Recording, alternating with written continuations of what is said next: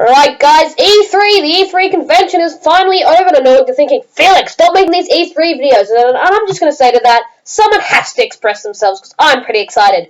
But I'm going to be doing a rundown of the 10 really cool things from E3, and the things that you should get excited about. So let's start off with number 10. At number 10, we have the new PlayStation 4 exclusives, including the new Spider-Man game developed by Insomniac Games. For those of you who do not know, they are the developers who made Sunset Overdrive, an amazing Xbox One exclusive. But that is not all, because among Spider-Man, which actually has a good Spider-Man game, The Amazing Spider-Man 2, the game was terrible, we also have a PS4 exclusive that I'm looking forward to, which is the new God of War 4, set in the Viking mythology, or at least North, and is not a reboot but a continuation of the God of War saga. And so now you can see a much older Kratos who has a son, which adds a bit more experience and depth to the story, and much better gameplay. And man, does this game look beautiful, with what you can now see is Spartan Rage, which you'll see in a few moments. But this game has some promise, as do other games that are coming exclusively to PS4, like Hideo Kojima's PlayStation 4 exclusive. I don't know much about that, but it looks pretty cool. But yes, there's too much to talk about, and so let's get on to number 9. At number 8, you can see by the footage, it's Forza Horizon 3, the Xbox One exclusive on a huge open-world racing game set in the eastern part of Australia. I was wrong about being able to race in Melbourne, it's actually the Gold Coast, but this game is set in Australia. Open world, imagine that. This game has lots of potential. Imagine what Forza Horizon 2 had to offer. I hesitate to think what this has to offer. It's going to be amazing. Now on to number 7. And at number 8, we have the final release dates and confirmation of The Last Guardian, a game that had been in the works for almost 7 years, and it's a confirmation that this game is coming. But also release dates for Ghost Recon Wildlands. We now know that will be coming out in March next year. And a release date for all these other games, just a peace of mind so that we know that they are coming, and they're not just going to be delayed or cancelled. And that's a good thing. Moving on to number 7, I believe, yes. And at number 7, we have not Watch Dogs 2, but Ubisoft's entire lineup, including said game, which looks pretty good, but also a new Ubisoft IP called For Honor, a game where you play as samurais, knights, and Vikings with a new, original, exciting, and peculiar combat system, which looks much different than Assassin's Creed, and we're all for that. And it also has a very good demonstration. But of course, that is not all. There's Ghost Recon Wildlands, a very promising co-op game set in a fictional country in South America. Open world, a huge open world as to say the least, by what it looks like. But you also have Steep, an action-adventure game set in the European Alps. But Ubisoft isn't just holding back with a few games. It also has got South Park, The Fractured Butthole, into that sort of thing. But Ubisoft seems to be going for the more original approach, which is pretty good. We have the Xbox One S.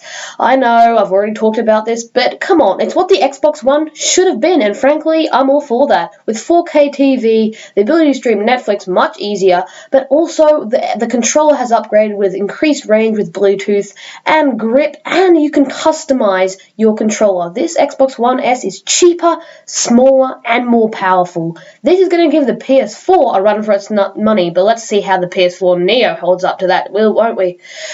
But it's pretty cool, and I'm all for that. Now on to the next one. I can't keep up with the numbers. Anyway, let's move on. Next up, I'd like to talk about the PS4 Neo confirmation, which is pretty cool, which means PS VR is coming much sooner than we think, which brings me to the next part of, I guess, number 5, which is PS VR's release date and price. I know it's pretty pricey, but it's certainly worth the money. It looks pretty cool, and I'm ready for it, and I can't wait. Of course, I don't have a PS4 or Neo, so I'm going to have to wait for the Xbox VR, but I'm still pumped, aren't I? Alright, let's go on to number 4. And at number 4, we have the unexpected surprises, like FIFA 17 have a campaign. story mode? That's not going to work out, but, it's interesting. And there's also the confirmation of a Crash Bandicoot remastering, and me looking forward to that. But most importantly, the COD Infinite Warfare gameplay demo, which very surprisingly looks actually pretty exhilarating and pretty damn cool. Of course, it looks nothing like any other Call of Duty game. Looks hardly like a Call of Duty game at all. And of course, this is in no way going to make me want to get the game any more than I did before with the atrocious exclusives of the special edition of COD 4 Remastered and the painfully high price of that special edition. But it does look like COD Infinite Warfare is not a travesty. In fact, it looks pretty cool. And but of course, you could just play Titanfall 2 or Destiny or Halo. It doesn't look original, but it looks fun, to say the least. But the gameplay and the space exploration must be pretty cool, and multiplayer will be interesting. Anyway then, moving along to number 3.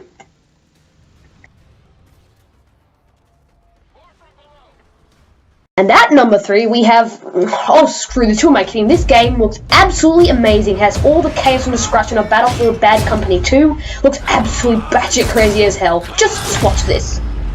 Are you out of your mind? You're gonna get us all killed! Head was behind!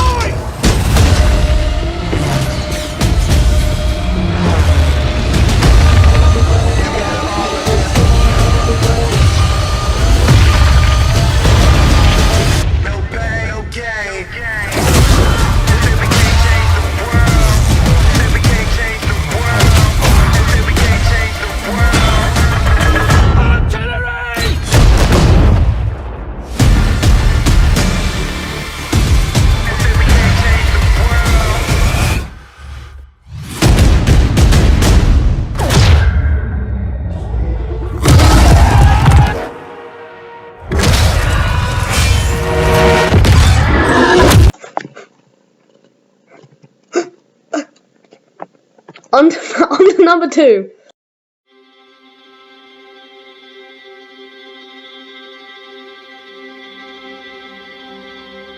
Two years ago, when we started on this journey, you told us you wanted certain things from us. And at number 2, like Battlefield 1, I'm just going to show you the trailer to express myself how incredible this console is. Let's see it. The specs of this thing, I'm like, wow, I got through to they're really going for it. They're not holding anything back. So we gave the SoC 6 teraflops of computing capability to be able to handle 4K resolutions. Gamers are going to get the most powerful graphics processor that's been put into a game console today. It's going to make developers happy, it's going to make gamers happy because they're going to get a very powerful GPU out of it. The highest res, the best frame rate, no compromises. You get 4K gaming, true 4K resolution. I can't wait to see what developers actually do with all that horsepower in the box. We can render at 60 hertz.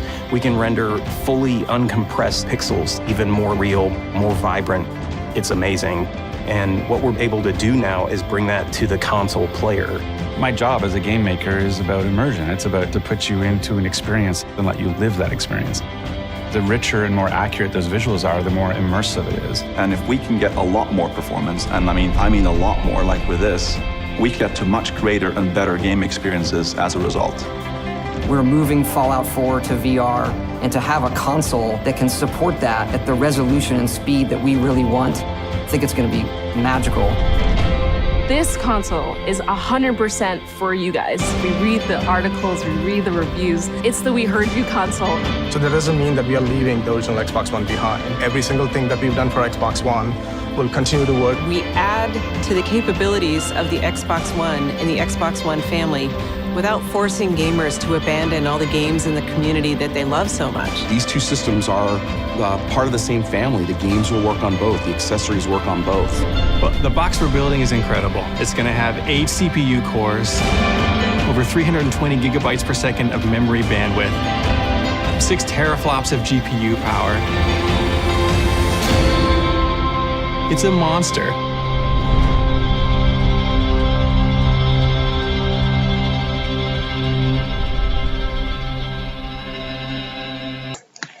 Alright, number 1, we are finally here. But before number 2, those of you that do not know, this console is going to be more powerful than the best PC graphics card to date. That is pretty cool. But now on to number 1. I know what you're thinking. What could be better than a console more powerful than Meta Knight, Mike Tyson, and the PlayStation 4 Neo combined? Well, this number 1 story is what proves why I love Bethesda. And it is, well, here you go, the best game or story of E3 2016.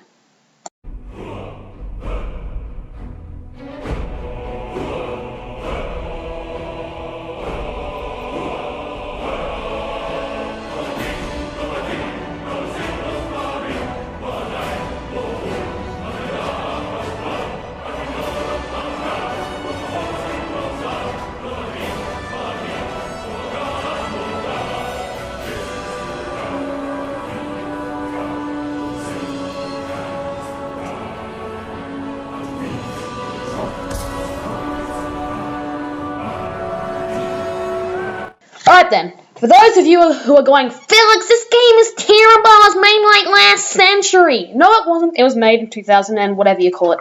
But this game, I am very invested in it. But if for consoles, this Skyrim Remastered will have mods, and that's always good. But man, this game is gonna be awesome. But that's just...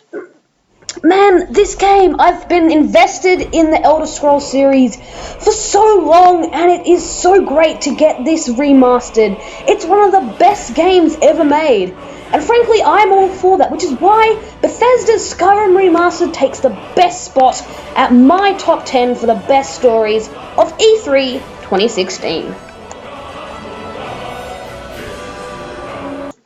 Alright, there you go, done. Every E3 video that you've been telling me to stop making videos of, this is official, I've stopped making them. But I'd also like to talk about the channel in particular. I think I'll stop doing this daily schedule, at least what I've been trying to do for the past week. I'm just going to be doing a weekly schedule at the least.